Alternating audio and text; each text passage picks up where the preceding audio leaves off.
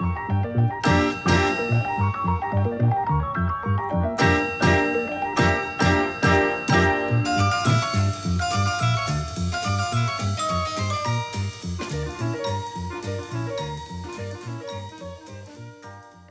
name is Corley. I'm professor of film and video at Webster University in the School of Communications, and I'm also an independent filmmaker. The first thing I do when I'm interested in a topic, because every single documentary had a different process, but there are some things in common. The first thing I do is I try to spend a lot of time with the subject of the documentary, not only doing archival research, but also getting to know them better. Sometimes I've known them for a long time. For example, Tom Shipley and I have known each other for over 20 years. We worked on a film together on the Dillards, a bluegrass group, so I knew him pretty well, but I didn't know Michael very well, Michael Brewer, so I had to get to know him better, even though, of course, I've seen them perform in concert.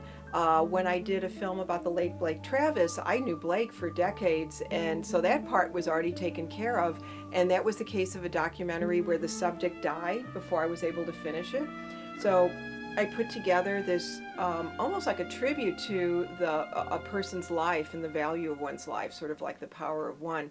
So I was able to really research all the people surrounding him, his inner circle of family and friends, and external circles of the music community in St. Louis in general. I think all my life, when I think about my documentary work, I'm most interested in the untold stories. So, for example, with some of my earlier work, my very first feature-length documentary was on the late Howard Nemeroff, who was a Pulitzer Prize-winning and National Book Award-winning poet who happened to be at Washington University, where I graduated from my graduate work in English.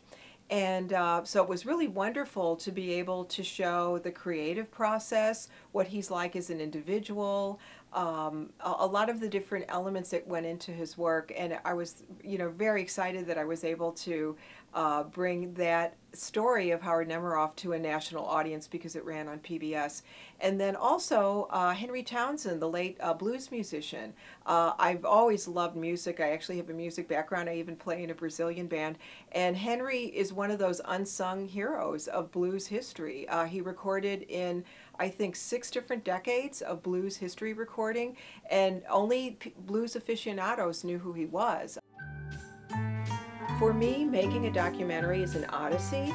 I get on this boat and I go out into this ocean, and I'm not really sure where it's going to land me in terms of, I might land on an island momentarily, I may go in circles for a while, but sooner or later I'll come to the end of that road. But it's a very fluid process, more than even a physical road. It almost feels like I'm on an ocean journey. Not exactly the Life of Pi kind of thing, but I just feel there's like a fluidity to it for me, that you just have to be very flexible and kind of go with the flow, because I've had things happen. For example, I mentioned with Blake Travis, he died before we were able to finish working together, so I had a limited amount of material with him.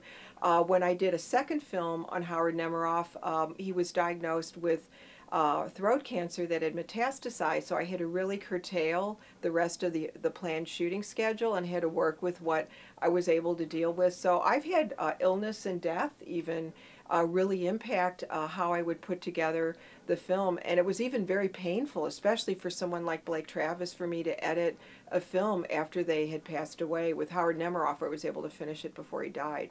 So that was an interesting process. Aside from that, I'm just interested in trying to get a story told and also represent the truth of someone's life. I think that rather than how I may see it, to let that person feel comfortable enough to be able to reveal his or her life as honestly as he or she can. One thing I always emphasize as a documentarian is I tell people that your subject matter doesn't owe you anything, that's a gift that someone allows you into their life for you to be able to make a documentary, and you should always value that's something you should value and respect. And I think when that happens, that's when you get the best results, because I've seen documentaries where the director never broke through barricades that was between the director and the subject matter, and sometimes it's unavoidable. There's things beyond anybody's control that it's never going to happen. Or look at me, I've had people die on me, and I mean, there's just no way I can communicate with a Ouija board or anything, to try to kind of work with people, that you just have to keep going. But I think to be honest and straightforward and direct with people and polite and respectful. Respect is something very, very significant in terms of the success of a documentary.